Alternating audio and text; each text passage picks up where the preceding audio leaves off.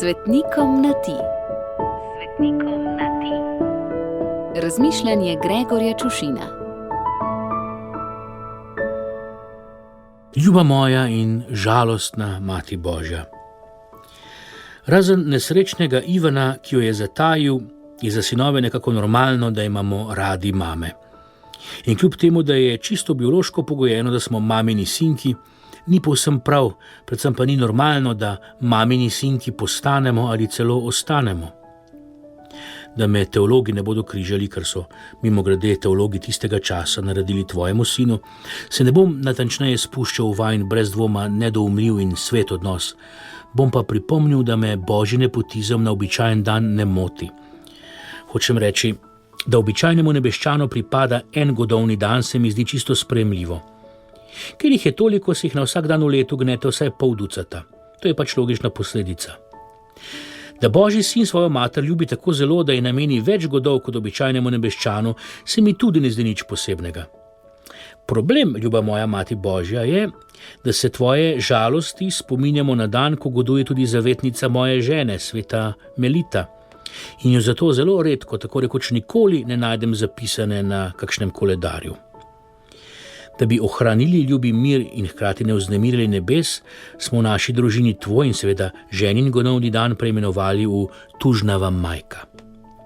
In naj še preden borci za čistost slovenskega jezika in druge narodne svetinje postavijo še večjo ograjo na južni meji, pojasnim, da sem ta izraz ukradel meni zelo ljubemu, morda celo najljubšemu slovenskemu pisatelju Franu Milčinskemu, ki ga mnogi sploh ne poznajo, ali pa ga zamenjujejo s sinom Franetom. In je tako žalostna resnica, da običajni Slovenec ne ve, kdo je spisal Butalce in kdo zvezdico za spanko, Tužna je majka.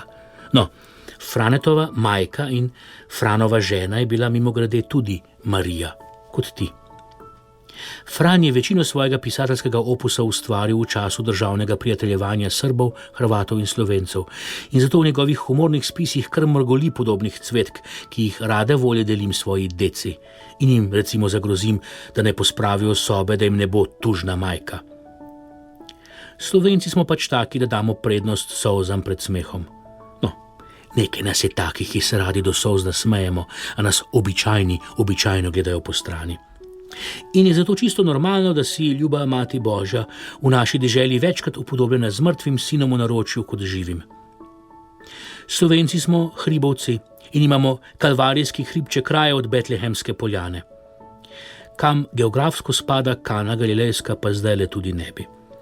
Čeprav je res, da se prav zaradi preobjesnega praznovanja znamenite svadbe, kjer je bila na tvojo željo voda spremenjena v vino, marsikatera običajna slovenska mati spremeni v tužno majko, saj običajni sin slovenske matere pije vino, kot da je voda, in se domov vrne na breglah ali pa ga celo pripeljejo kar v trugi.